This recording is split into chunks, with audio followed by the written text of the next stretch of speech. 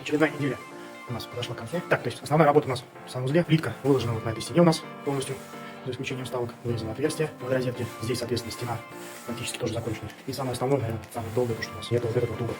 Со всеми подрезками, со всеми вырезами 45 мм. В принципе, все уголочки, все ровненькие, до вставки. Стену тоже практически закончили. Остается там 4 ряда. И по карнизам повторно покрасили еще везде. То есть мы на завтра у нас встреча с Леночкой, чтобы они уже окончательно было расстояние, они все свои размеры. Непосредственно приступить к изготовлению мебельных модулей. На этом, наверное, все. Спасибо за внимание. Хороших выходных.